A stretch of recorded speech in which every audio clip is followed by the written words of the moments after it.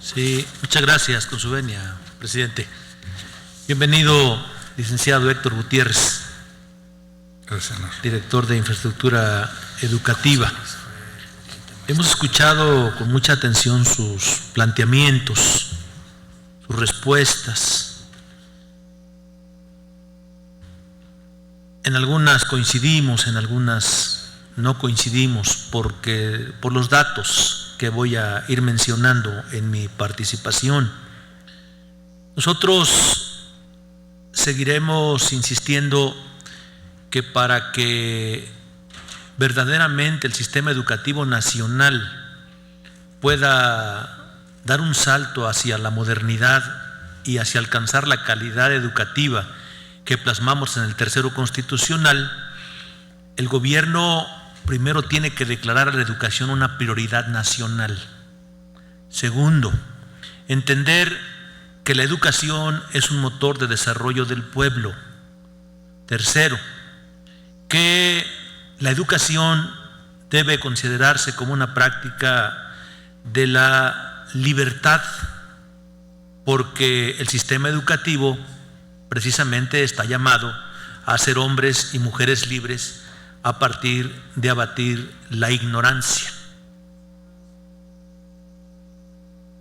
Cuando se revisa el tema de la reforma educativa, déjeme decirle que el grupo parlamentario del PRD, con excepción de una compañera, votamos en contra de la reforma educativa.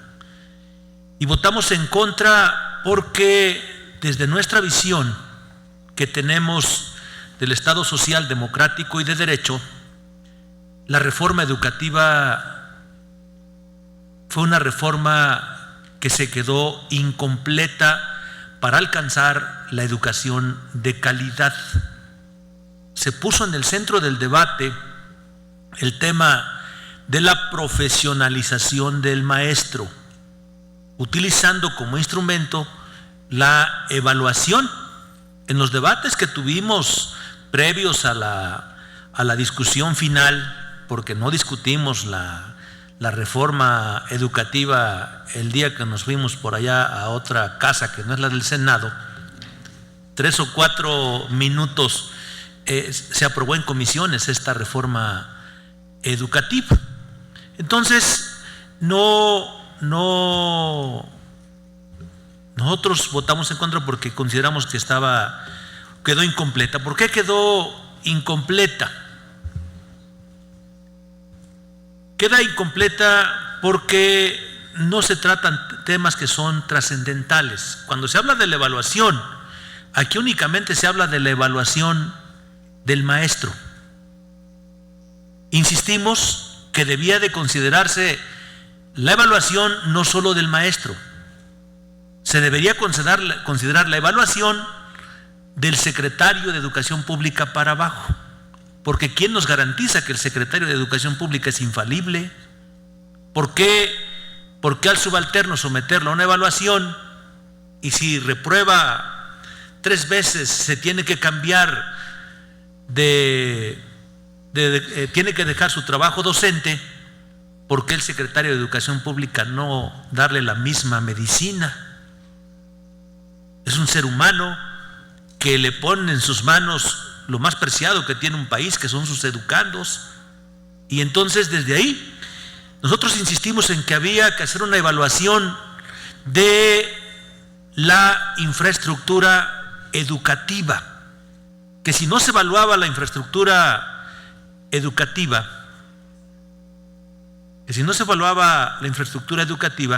entonces la reforma educativa no iba a alcanzar en los términos en que estaba aprobando para lograr la educación de calidad. Que si no se revisaba el tema del equipamiento de las escuelas, la reforma educativa no iba a dar para alcanzar educación de calidad. Que si no se revisaba el tema de la alimentación de nuestros infantes, entonces la reforma educativa no iba a dar para alcanzar educación de calidad. Que si no se revisaba el tema de la currícula, porque aquí se ha hablado conceptos hermosos, pero que es complicado que se alcancen si no se reforma la tira de materias y que al niño desde preescolar se le vaya enseñando eso que usted llamaba, por ejemplo, el tema de la educación democrática. Usted dice, se da una clase o un ejemplo de educación democrática cuando se elige ahí de manera interna cuáles son las prioridades que tendrán que resolverse en la escuela. No, esto es mucho más profundo. Se habla del vandalismo. El vandalismo tiene un origen y es fracaso del sistema educativo, porque si se fortaleciera las materias como el civismo, se fortalecieron las materias como el respeto al derecho ajeno, el tema de la tolerancia, todas esas cuestiones que tienen que ir incorporadas en las materias, entonces yo le aseguro que el tema del vandalismo, el tema de la violencia escolar, el tema del descuido o del deterioro ecológico, todas esas cuestiones que nos están sucediendo no se darían, porque tendríamos una educación en las condiciones adecuadas desde el tipo de perfil que queremos para el educando de la educación nacional. Pedimos que se revisara en este tema de infraestructura educativa las aulas, es decir, qué iluminación deben tener las aulas, cuál es la acústica que deben de tener las aulas, cuál es el tema de la ventilación de que deben de tener las aulas, es decir, toda una serie de elementos particulares que deben de tener el espacio educativo en donde se genera el proceso de enseñanza-aprendizaje, ¿sí?, para ver si son aptos o no son aptos. El último informe de la OCDE señala que más del 50% de las escuelas de este país están en condiciones no aptas para el proceso de enseñanza-aprendizaje. Habría que revisar las canchas deportivas, ya lo decía el compañero Amador y lo decía la compañera Meli. Imposible pedirle educación de calidad a un maestro que da educación física en el rayo del sol en cualquiera de las escuelas de mi estado, que es Morelos, y seguramente en su estado donde el calor es todavía más fuerte, es imposible pedirle educación de calidad a un profesor de educación física o de educación artística que da su materia en esas condiciones. Lo que el niño quiere es ya retirarse de ese infierno y no que lo sometan a una tortura en ese infierno. Por eso el tema de las canchas deportivas y sus techumbres es tan importante. El tema de los laboratorios. Tenemos condiciones verdaderamente arcaicas en el tema de los laboratorios.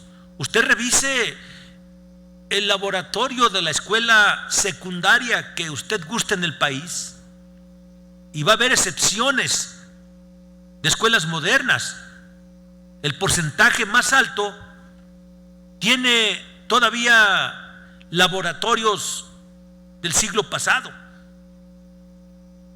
Y entonces en esas condiciones es complicadísimo que los muchachos, por ejemplo, les podamos pedir que aprendan química con mecheros de Bunsen del siglo pasado, que puedan aprender química con pipetas que ya son 100% obsoletas, es decir, con equipo que ya es arcaico.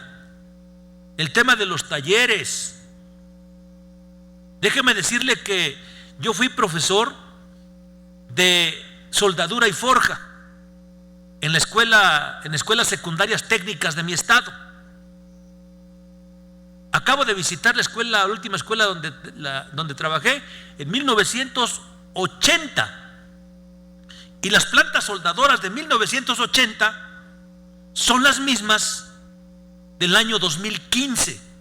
Es decir, a 35 años de distancia, esa escuela no se ha modernizado absolutamente para nada.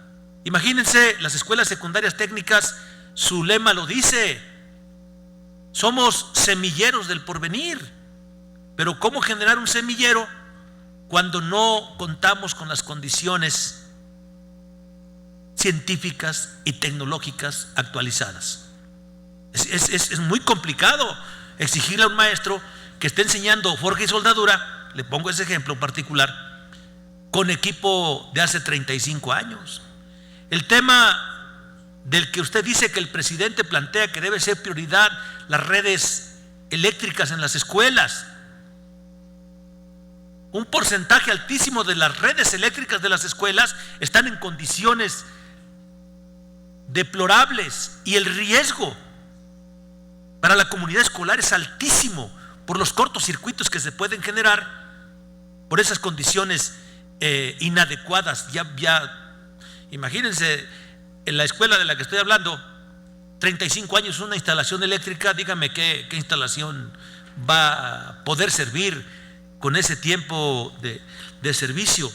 El tema del agua potable, ya lo mencionaba bien la senadora Marcela, hubo un compromiso de que el presupuesto de los refrescos sería para el tema de los bebederos escolares, pero bien lo decía usted también, no solo es el tema de los bebederos. ¿Para qué queremos bebederos si el pueblo o la escuela donde lo ponemos no tiene agua? 57,564 escuelas en este país no tienen agua potable. 57,564 son datos del informe del ciudadano presidente. Entonces decimos, ¿cómo hablarle a los niños de la inocuidad de los alimentos si cuando se le cae al niño la manzana al suelo va corriendo a lavarla al tambo de 200 litros que se pone en el baño, en donde se mete el agua, la cubeta a ese tambo, se va y se le echa el agua a la taza del baño, y ahí donde se mete esa cubeta, donde se le echa agua a los baños, ahí lavan los niños, pensando que el hecho de enjuagarlos con agua, la inocuidad está garantizada. El tema de las redes de drenaje todavía es más complicado el tema, ciudadano director de infraestructura educativa. Usted visite la escuela que guste del país, yo lo invito. Yo he visitado cuando menos 200 escuelas en mi estado y el 95% de esas escuelas tienen estas carencias que le acabo de señalar. Hablamos de las escuelas de tiempo completo. Bueno, está bien que se haga el esfuerzo, pero de las escuelas de tiempo completo revisemos cuántas tienen comedores, a cuántas se les da la ingesta. El compromiso del ciudadano Peña Nieto que dice que durante su periodo va a atender a poco más de 3 millones de infantes. Sí, pero tenemos 4.8 millones de infantes, de estudiantes en preescolar, tenemos 14.4 en primaria y tenemos 6.8 millones en secundaria, es decir, un promedio de 26 millones de estudiantes solamente de educación básica. Entonces, cuando hablamos de las escuelas de tiempo completo o cuando hablamos de las escuelas de calidad, las metas para ustedes pueden ser ambiciosas, pero para resolver el problema del proceso de enseñanza-aprendizaje con las condiciones óptimas, le está hablando un educador, que se requieren para entregar buenos resultados y otorgar y realmente dar educación de calidad, pues evidentemente en las condiciones en que están las escuelas es imposible pedir eso. El tema de los bebederos, el tema de los baños, el tema de la pintura. Usted dice, se incrementa la matrícula con el simple hecho de remozar una escuela. Pues claro, porque el niño de manera natural, cuando llega a una escuela bonita, quiere meterse a esa escuela. Y cuando llega y ve una escuela que tiene cuarteaduras por todos lados, que cuando llueve tiene goteras por todos lados, que en cualquier momento se oyen chispazos por todos lados, que en cualquier momento no tiene dónde lavar sus alimentos, etcétera, entonces el niño no le dan ganas de ir ahí, tiene un rechazo natural y al profesor le cuesta mucho trabajo generar esa condición para atraer la atención del menor estudiante y darle la educación, el proceso de enseñanza-aprendizaje, el tema de las barras perimetrales, el tema del mobiliario, etcétera, etcétera, etcétera. Eso es lo que pedíamos que se evaluara. ¿Se acuerda, presidente? Eso es lo que pedíamos que se evaluara. Y que en la ley y que en la reforma educativa que tanto cacaroquea el gobierno del ciudadano Peña Nieto, presidente de la República, bueno, esta parte ni siquiera se tocó. Por ahí usted menciona un párrafo, pero hasta el momento yo sí quisiera que nos dijera cuál es el diagnóstico, coincide o no coincide con el de la OCDE. Yo no creo que los señores de la OCDE estén diciendo mentiras. Hasta donde he tenido la oportunidad de revisar lo que ellos plantean en sus informes, son gente seria. Entonces es muy importante que el pueblo de México conozca la dimensión de lo que se está hablando, de estos 50,000 millones de pesos, hasta dónde nos va a alcanzar. Hablemosle al pueblo con la verdad.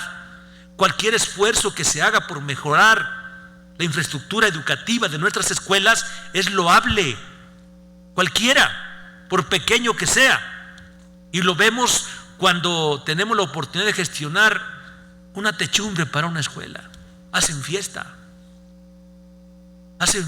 porque todos esos niños de esa escuela ya se van a quitar el sol y se van a quitar la lluvia y todas las inclemencias del tiempo. Entonces yo sí quiero preguntarle en todo dice el presidente, eres muy breve y muy sustancioso.